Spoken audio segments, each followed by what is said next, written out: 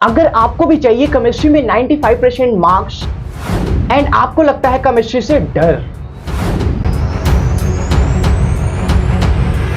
Good morning everyone. आज के इस वीडियो में मैं आप सभी को बताने वाला हूं कि आप किस तरीके से केमिस्ट्री में 95% स्कोर कर सकते हो। ठीक है, तो आज का ये वीडियो आप सभी के लिए बहुत ही ज्यादा हेल्पफुल साबित होने वाला है। तो आप सभी वीडियो पे स्टार्ट से लेके एंड तक बने रहना। एंड अगर आप सभी ने अभी तक इस वीडियो को लाइक नहीं करा ना, फटाक से वीडियो को लाइक कर लो एंड साथ में चैनल को सब्सक्राइब एंड बेल आइकन को प्रेस। आइए शुरू करते हैं। तो दोस्तों आज का जो हमारा टॉपिक है वो है how to score 95% marks in chemistry, यानी कि आप किस तरीके से 95% मार्क्स केमिस्ट्री में ला सकते हो। और बहुत सारे ऐसे बच्चे हैं जिन्हें भैया केमिस्ट्री से डर लगता है, उन्हें केमिस्ट्री बिल्कुल भी समझ में नहीं आती है। तो आज का ये वीडियो आप सभी के लिए है, राइट। तो जो आपका केमिस्ट्री है ना, वो 3 पार्टों में बटा हुआ है, जैसा कि आप सभी को पता होना चाहिए, जिसमें से पहला है आपका फिजिकल, दूसरा है ऑर्गेनिक, तीसरा है आपका इनऑर्गेनिक। बहुत सारे स्टूडेंट को तो फिजिकल में कोई दिक्कत नहीं होती है, लेकिन भैया यहाँ पे आके भैया ये हो जाते हैं, सैड हो जाते हैं भैया, यानी कि इन्हें ऑर्गेनिक समझ में नहीं आता। ठीक है, तो मैं बताने वाला हूं किस तरीके से आपको ऑर्गेनिक समझ में आएगा एंड इनऑर्गेनिक भी आपको किस तरीके से समझ में आएगा। ऑलराइट,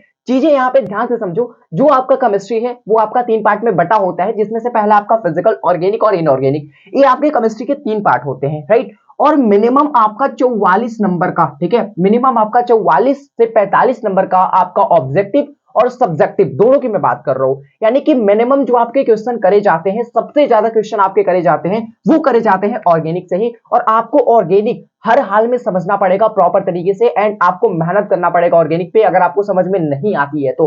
वही चीज मैं आपको स्टूडेंट बताने वाला हूं, क्या क्या करना पड़ेगा आप सभी को इस केमिस्ट्री को समझने के लिए एंड आप किस तरीके से 95% स्कोर कर सकते हो। चलिए जी, यहां पे मैं आपको बता रहा हूं, ध्यान से समझना चीजें। देखो भैया, अगर आपके पास केमिस्ट्री का एनसीईआरटी बुक है, राइट, मैं बोलूंगा अगर आपको केमिस्ट्री को एकदम इजी वे में समझना है, प्रॉपर तरीके से समझना है, सिंपल तरीका से एकदम, एनसीईआरटी का बुक खरीद लो केमिस्ट्री का। ठीक है, यहां पे ध्यान से समझो, एनसीईआरटी का बुक आपको फॉलो करना है और जितने सारे भी अलग अलग प्रकाशन होते हैं उन सारे बुक को तुम छोड़ दो। ठीक है, आपको फॉलो करना है केवल एक बुक, जो कि है आपका एनसीईआरटी का बुक, राइट। अगर आपको एनसीईआरटी बुक, देखो अगर आप कहीं पे ऑफलाइन क्लासेस चाहते हो, अगर वहां पे एनसीईआरटी बुक फॉलो होता है तो आपका सही है भैया, घर पे भी पढ़ रहे हो आप, ऑफलाइन जाके भी एनसीईआरटी को फॉलो कर रहे हो। लेकिन अगर आप एनसीईआरटी से पढ़ना चाहते हो, अगर आपको केमिस्ट्री को समझना है तो एनसीईआरटी को फॉलो करना पड़ेगा। लेकिन अगर आपके ऑफलाइन क्लासेस में अगर कोई और अलग प्रकाशन की बुक चलती है तो डोंट वरी, मैं आपको बताने वाला हूं क्या, यूट्यूब पे आपको एनसीईआरटी पे आधारित यूट्यूब लेक्चर्स, यानी कि केमिस्ट्री के लेक्चर्स आपको लेने हैं यूट्यूब पे,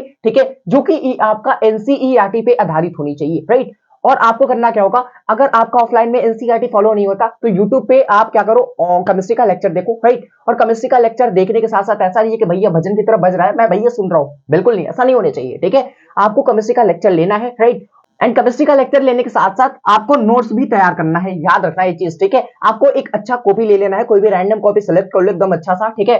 और आपको साथ में एनसीईआरटी का लेक्चर लेते के साथ साथ आपको भैया नोट्स भी बनाते चलना है एकदम अच्छी तरीके से, प्रोफेशनल लाइफ। ठीक है, चलो जी, दूसरा चीज मैं आपको बता रहा हूं कि भैया जो आपका चैप्टर, देखो जैसे मान लो आपका केमिस्ट्री में पहला चैप्टर है तुम्हारा सॉलिड स्टेट, राइट, फिजिकल में पहला चैप्टर है तुम्हारा सॉलिड स्टेट, तो तुमने सॉलिड स्टेट को कंप्लीट कर लिया, एनसीईआरटी पे आधारित जितने सारे भी सॉलिड स्टेट की जो भी चीजें हैं वो आपने सही तरीके से पढ़ लिया, किस पे, एनसीईआरटी पे आधारित। अब आपको करना क्या होगा, पहला चैप्टर आपका फिजिकल का सॉलिड स्टेट जैसे ही क्लियर होता है, आपको अब चीजें करनी क्या क्या होगी।